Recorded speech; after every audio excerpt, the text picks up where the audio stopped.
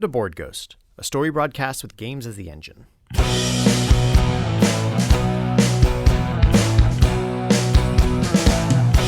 If living is a highway, then heaven is a bus stop.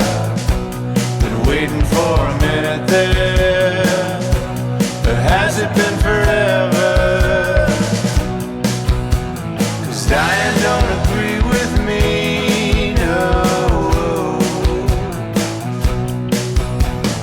Dying don't agree with me, no.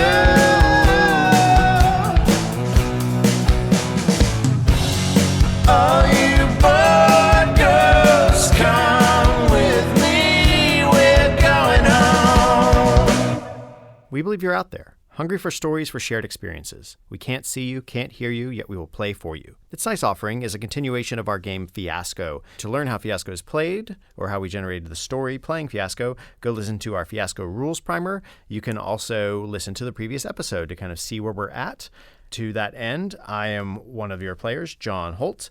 With me is... Ken Breese. What's up, Board Ghosts? And joining us again... Sharang Biswas. All right, so we have a pretty big grid with 3 characters in play. Ken, why don't you kick us off? Who are you playing and where are we at in the story? Awesome. So we are playing a very spooky story, which we love here on Board Ghost. I'm playing the character Hank Rockfort. Hank Rockfort is sort of a action-oriented sort of Indiana Jones type. Our story is set in the late 50s in New York City.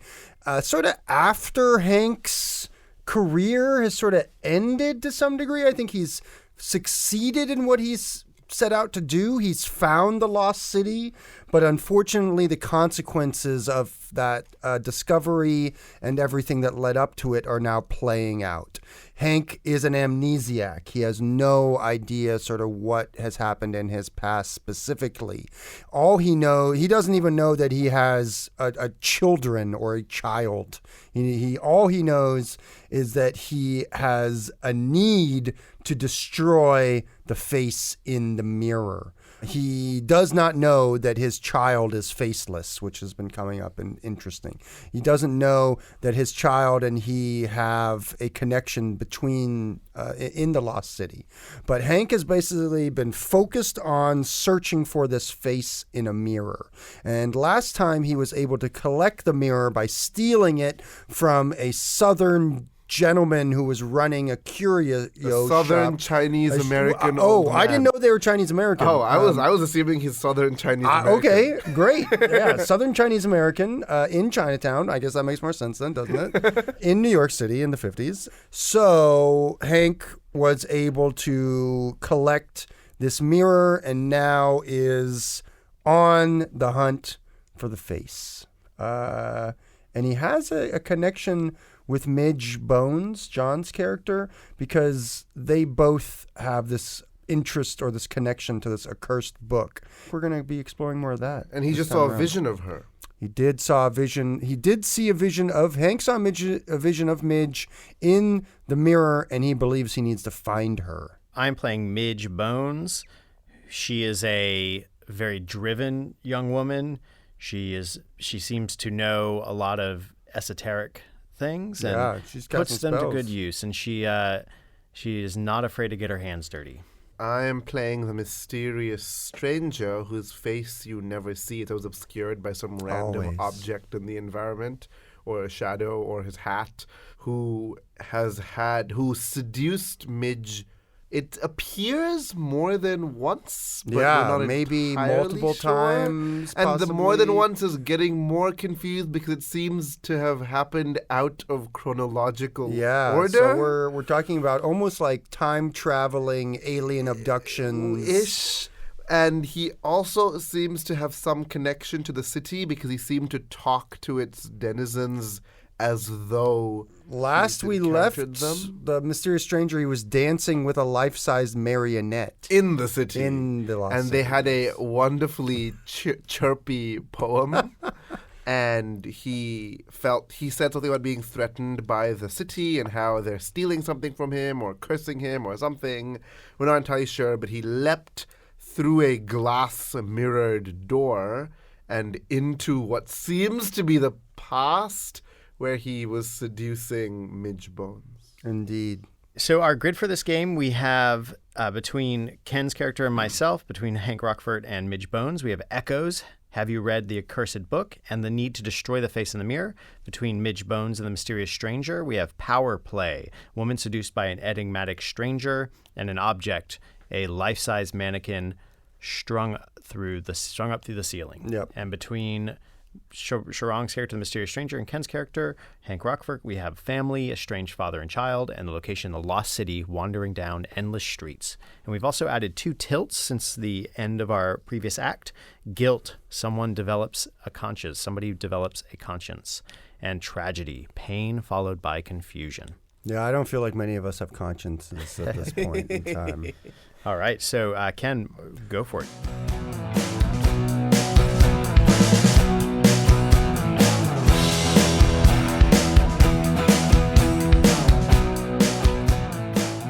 We are going to pick up our story as Hank has finally been able to hunt down Midge.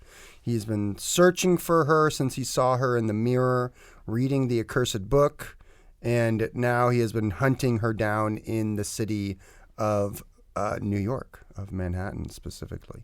We find ourselves at like a lunch counter, and Midge is having a cup of coffee and sort of finishing her lunch.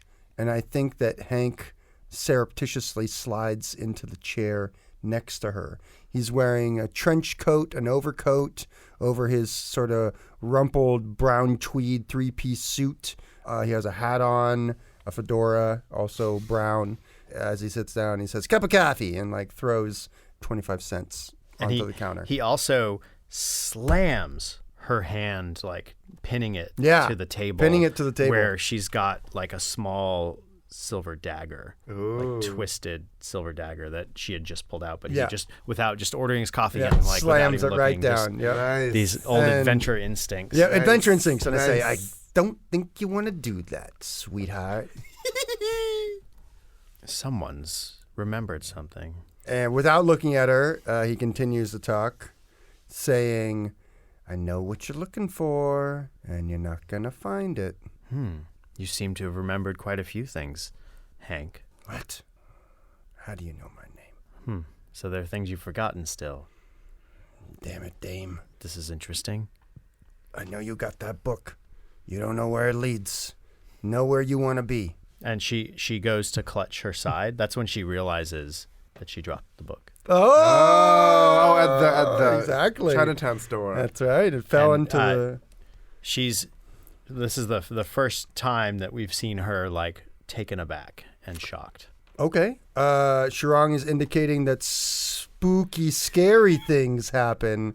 So we are holding hands, or rather Hank has Midge's hand pinned with the dagger to the counter. She's searching for the book, realizing it's not there. Coffee arrives. Yes. The coffee arrives. It's at that point that every piece of glass and pottery in the lunch diner shatters. And out of the mirror that's sort of behind the counter, it shatters as well, but not before an inky black figure oozes out of it. And I think that's where the scene ends. And Hank goes, "My God!" This is flashing back. Yes. Pretty far. So this is a palatial estate upstate in New York. You hear like the laughter of children, and you pan over to a hedge maze out on the lawn of this estate, and you see just flitting between the tall green walls of this maze a young girl, a little girl in a dress, and a little boy in a dress, like a very Victorian kind of look. And you hear the girl stop, like the giggling stops. She says, Poncy, where are you? Poncy, where did you go?" And she reaches a dead end in this wall, and where she had thought she had cornered her friend in this hedge maze, and he's gone. And she turns and starts to like yelling his name to try to find her way out of the maze. And when she steps out of the hedge maze now, there's no palace. There's just a city. Endless streets. Yes. Just a city rising up around her. Yellow City. And sand and the hot beating sun. And she starts to wander down these streets. And she sees a figure further down the street, a dark figure, and it calls to her. The dark figure calls to her, but not in like a come here kind of beckoning way, but in like a screaming, like, help me, please come help me. And he's clutching his face and bleeding. You can't see what's happening, but there's blood seeping down from between his fingers. But he seems to have seen this girl, like, please help me, someone. You, girl, come help me, please. How's this going to go? Goes well. Okay. Goes well. So she was about to turn back. The hedge mage is still there. She still has an exit, but she steels herself. She stops clutching her doll, and she drops it, and it clatters to the ground, this little wooden doll. Oh. Yes! Yes! Oh, my God! And she starts running towards the figure, like just full-out sprint, and grabs his hands that are like clutching at his face and starts to pull them away, and that's where we cut. I'm your son, right? I'm thinking of a loose definition of son. Okay. Yeah.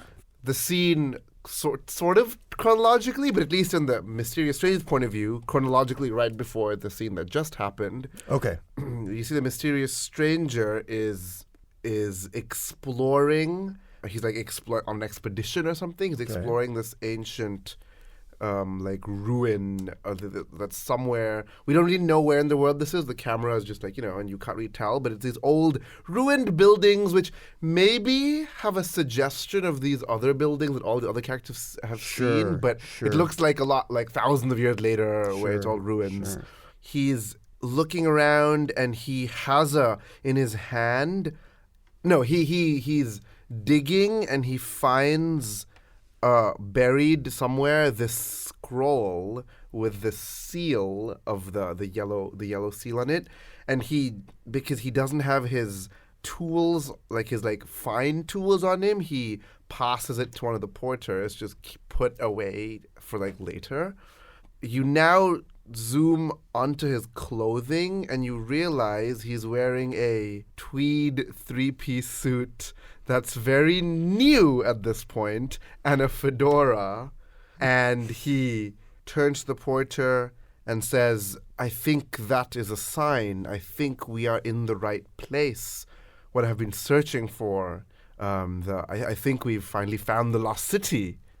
I think that this goes spooky scary. Oh. Spooky. And the porter, so the porter just nods and smiles like whatever, this white person, no, I'll indulge him, and sits down for a rest, and the Mysterious Stranger's like, whatever, you keep resting, I'm gonna go ahead. Keeps walking alone into the ruined buildings, and it starts to rain, much like it was raining early on. And that's weird because it was clear before that. And the rain, echoing across these weird buildings, making strange noises. And he thinks he hears but he must be imagining it, but he thinks he hears the words, I told you I'd get my revenge for stealing from me. Oh. And he's like, huh? No, I'm imagining things. And he trips on something on the ground. Again, what did he trip on? We have no idea. There was nothing.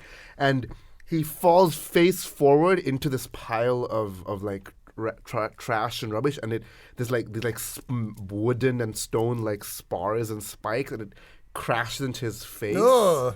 And he starts screaming, and he clutches his face, and he says, someone, anyone, please help me, and turns around and sees this little girl standing there. So, yeah, he sort of stumbles and falls through sort of a mirrored surface in the Lost City ruins and ends up in the Lost City itself. I think the scene that I'm going to pick up at then is in the diner. Oh, the inky. Yeah, where all the mirrors have shattered, we're sort of there in this very kinetic moment. You're noticing that the book's gone. I see the creature coming out. I will be pulling out the mirror that I had looked at before, and looking into it, I can see my own face. What does Midge see as she is sort of looking into it? She sees, she actually sees because of the angle. Yes. She sees the figure stepping forward. Yeah. And reflected in the surface. Is this figure the mysterious stranger? Yeah, I'm not sure if it was. Okay, It okay, is. okay. So the figure. It is. So this sort of, it's like a tableau. So you have Midge on one side, and Hank's holding the mirror, like he's looking directly into it. Yeah. And Midge is seeing it at an angle, and so what she sees reflected coming from the other side now, standing beside them, like coming to sit beside them, Yes. is this stranger. And they've also not noticed that there are no other patrons in the bar. Right. But all the glass and pottery is shattered, right? That's right. This place is sort of shattered But the lights, and ruined. the lights are, I mean, one, they had shattered, but also the light from outside is gone. It's all... It's pretty the scene shadowy the and scene dark. is isolated. Yeah, it's very isolated, gray. Is it as a swinging bulb that's covering the figure's face? I think it's more a swinging, kerosene lantern Nice. they put Yeah, on yeah. for when the electricity might go out or Yeah. who knows what. And it's a holdover. Yeah. So as Hank is looking at the mirror and seeing his face, he's looking directly into the eyes of that face as those images start to shift and change. And he sees himself as a young man decades ago now in the ruined lost city. He starts to see the different scenes of himself or his alter spiritual ego, as the case may be, and Midge connecting. And as he looks down into the mirror, I think he realizes that for a long time he has almost been using her like a vampire or something like that, that he has been somehow molding her in his image as well as stealing her power or stealing her ability. So, but as in his form of the strange... Something. Yeah. At any rate, he feels very guilty, and I think he starts to develop a conscience at this point in his life. As he looks down at the mirror, I need to know how the scene ends. It ends poorly for him, which means this is his last scene. As he looks back up from the mirror, his face is gone, and only a mirror is there. But his face is now in the mirror. And well, also the stranger and Midge are both holding the mirror. There's no third figure. Yes, exactly. Oh. And I think that's where the scene ends, as the face in the mirror begins to scream soundlessly. Oh my God. We'll do continuous action. Okay. Midge pulls the mirror away from the mysterious stranger. Yes. And that's when the scene resolves to no glass is shattered. Yeah. The face isn't in the mirror anymore. Yeah. And The sounds of the city. The coffee is like, your coffee, sir. Yeah. And the guy's really confused. There's no, his patron's all the not sound there. comes back. All the Oh, so everything's Hank is not there. Well, the Hank who was sitting there. Yeah. So just to the side of it is Yeah. a guy who he just doesn't seem to notice. Uh-huh. It would be interesting if you both took different pieces of the dialogue. That's okay. Like one of you knows things and one of you doesn't. So that Midge goes. So it looks like Pause. like Can you see his face? she doesn't look at him. Okay. At She's this looking at point. the mirror. She's looks at the mirror, but she tucks it away. Okay. She just kind of wraps it and puts it back in the box. And she takes her coffee and is drinking it and starts to address you. Okay. It's been a long journey to get to where we are now. The figure says in Hank's voice, "I've been following for you for so long. You've been following me for so long. It's nice to finally meet again." Is that how you see it? You still haven't quite remembered everything. I think we have different definitions of memory. I think I have been through in and out and around and below and above what can be called memory. This is something that I've been wrapping my head around for a long time. I've always been there. But we've only finished half of the puzzle. The question is, do you want to finish the puzzle? Can you? How's it going to go? Can you survive the end? I think it was bad. Okay. Okay. Poorly. It goes poorly for good old Midge. So Midge, she scowls and clutches the box to her. I will have control of this. I will find the other mirror. And she rushes out of the space. Cool. Okay. Clutching the box. Okay. So the Mysterious Stranger is sitting in the thing as they leave. The Mysterious Stranger / Hank is sitting in the room. So I'm gonna say, so he's left at this bar or this at the bar. They were getting the coffee. Lunch counter. Lunch counter. And she runs off, and the mirror that he'd stepped out of is not broken anymore. Right? Because everything all repaired himself. But so he looks up and sees in the mirror the marionette again. Oh. The marionette standing in the mirror and is like posed as though to receive another dance partner. Like standing there in that ready, pose. in position. And the Hank / the Mysterious Stranger. Mysterious Stranger is Hank. Looks around and like no one else notices this thing and steps into the mirror. No. And starts dancing with the wooden figure. They're back in the endless streets of the lost city. And they're dancing and they only stop when they chance upon a little boy in a dress who's like crying. And he looks up and he's like, I'm lost. Can you help me? Awesome. And it ends there. That's perfect. Right. Cool. So the special rules with this fiasco are you roll your regular die without your red. Yeah, so we're going to our aftermath. Don't roll your red yet.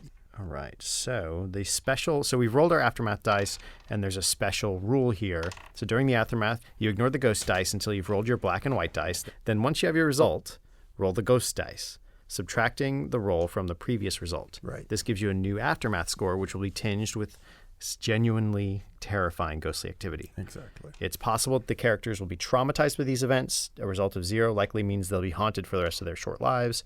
If the ghost die is higher than the previous result, bringing the new total to a negative amount, the character disappears from reality. I get it. So yeah. So it swings it in the other direction, okay, closer to 0. I can narrate that. Yeah, exactly. Which is exactly what you do. You use the red die as your last And it says here too, if you play out each die as a scene, your aftermath, make sure the last die is a ghost die. Although feel free to use any additional ghost die ahead of the other dice you have. After all this great rolling, I have a -2, a black 2, if you will, which is brutal. Wounds that will never heal, for starters. Stuff sawed off, blown off, or burned off on your way to grand, ignominious failure. Kiss whatever you care about goodbye. You may die, but you may not. Okay. That's me. So I have a 4 white tie. Bitter. You know what it's like to be utterly crushed, casually brought low, forced to eat your own words and stand mute and powerless before your enemies. They gloat, and you are helpless. So at positive, it would be miserable. You're humiliated in a big public way, and whatever reputation you once had is now in dirty pieces all around you. You'll never think of these days without a shudder of horror or your own aggressive stupidity. I think our first scene is sort of the story of Hank to some degree. I think our first scene is very young Hank out on like archaeological digs in the 20s, after the First World War, and we see him finding these yellow golden signs, this evidence of this lost city. And I think we see him having a lot of success in his early archaeological life. Midge Bones, it's a good while later. She scowls at the TV, some civil rights protests, some marches going on. Okay. And and sort of turns away from the happenings of the world and turns back to her books. And as she scans through, she has a pair of glasses, a little gray in her hair. She realizes the fourth time, uncountable time, that she's read through this book, but something's caught her eye. And that fire, that old spark is back. She leaps up and slams the book closed. Ooh. The mysterious stranger, so in my first black die, has no face and is desperately searching to get it back. And his old reputation of like being no one remembers, like no one recognized him anymore. He used to be Hank, he used to be someone, and like no one knows anymore. And he's like, oh my God. And he sees this. Some leads have led him to this Chinatown where he thinks he'll finally get something to help him, but he doesn't. Cool. Yeah, we see Hank a little bit older now, probably closer to his late 30s. He's probably leading the expedition now, and we see him uncovering ancient stonework and opening it up to find a chest that has a black mirror in it that he begins to become very enamored with. We see him finding the mirror. The lights are turning off in the Museum of Natural History, and the windows all go dark. And we cut inside, and there's a woman there stuffing a security guard into a sarcophagus. And she pulls the stone lid back on top. Oh, God. And moves further into the Egyptian wing and looking for a symbol. And she finds it. She caresses it and pushes, and it slides back. The mysterious stranger he's still searching, and he has an idea that this woman, this librarian, might know something. So as she enters a bar, he like follows her in, hoping to like get information out of her and to do whatever he needs to get this information out of her. Cool. We see him starting to follow her. Yeah, even if he needs to like seduce her to like get his way.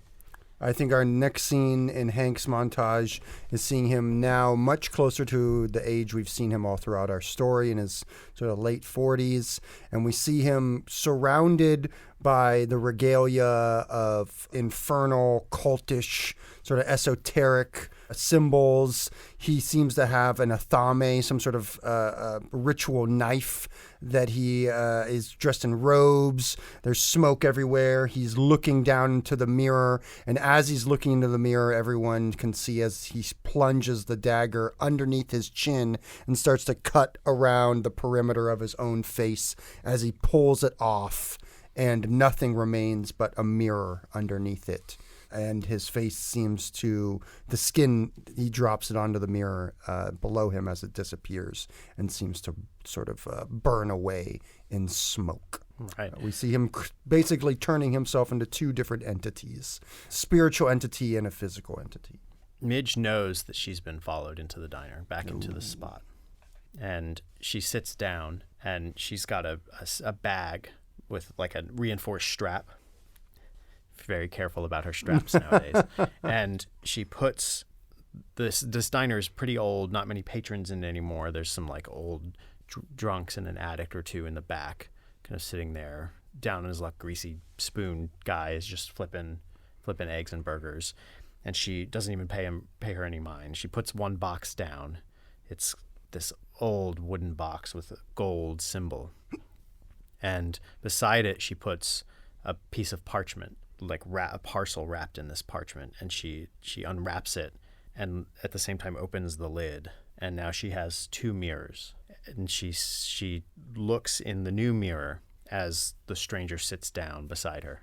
Let me continue from that scene, and she sits beside her, because this is him time displaced, I don't know when, but he looks in the mirror, and he for an instant sees Hank, i.e. his old face. Perfect. And that goes perfectly with me, because Hank's last scene is basically, think of an iced over lake and someone underneath it in the water, slamming their fists on the ice above them, trying to get out. But instead of ice, it is a mirror's face. And we basically see Hank's sort of disembodied spirit in this dark space, unable to escape. Midge is looking in the mirror, and the stranger standing above her. The old mirror that had Hank's face in it is darkening and blackening and becoming like obsidian, like opaque, like a shiny black. And it's smoky. You can't see anything inside it. And in the mirror that she's looking in, she sees the mysterious stranger, and she sighs and is gone. And it's just the mysterious stranger, this gender question mark character, standing in this empty diner with these two mirrors sitting on the counter. And my last spook scene, he picks up the mirrors and he is back suddenly in the city, and the marionette is waiting for him for another dance, because he is now forever going to, because his time loop is so convoluted, he is trapped in it. So he's going to forever dance with the marionette to do all these past events. Yeah, it's that like a have roofie happened. loop. Yeah, and he is never going to progress further. He is just you would trapped say in it. they are never going to. They are trapped in this time loop, and they're forever lost. They can never enter the future. Midge and Hank together forever. Yeah. The Midge Hank stranger.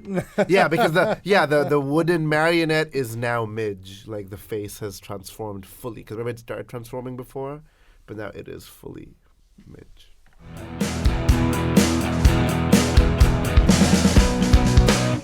With that, our story ends. We will return again with a new tale to spin to dare to entertain. I was one of your players, John Holt. You can find me on Twitter at Lord Joho and on Instagram at board_ghost. And you can listen to my other podcast, New to You Show, at newtoshow.com. Awesome. I'm Ken Breese. You can find me at Berling's Beard, Berlings Beard, on Twitter, Instagram. I'm on Twitch streaming, and also my own blog, Sharang. And as we just heard, my name is Sharang, and you can find me on Twitter, and the spelling will be down here. You can also check out my website, where I have all the random projects that I've made, because I make weird interactive things and sometimes not interactive things. But yeah, I had a lot of fun doing mysteriousness. Any events coming up for you soon, Sharang? Yes, if you're in the New York area this summer, the Brick Theater's Gameplay Festival, which is a theater festival about plays related to games in some way. I have 2 interactive shows coming up. Great. So watch out for that. It's in Williamsburg, and watch out for the Brick Theater. Congratulations. We'll look out for that. And thanks again for coming on. It's been a pleasure. Times 2 so Times far. 2, exactly. I had lots of You're fun. the spooky guy. Like having done for the spooky tales. Yeah. So to learn more about the players and the engine in our story, visit boardghost.com. You can attempt to pierce the veil and contact us at BoardGhostWorld on Twitter. Shout out through the ether if you have desires we can fulfill. Leave reviews and comments on iTunes or your preferred listening portal, and please take a moment to subscribe so you don't miss out on the latest episodes. We'd like to thank Pat Couple for our theme song and interlude music. You can find more about Pat at patcouples.tumblr.com or on his band's website, hotelsandhighways.com. If you're not alone in the void, share our stories. The more they are consumed, the truer they become.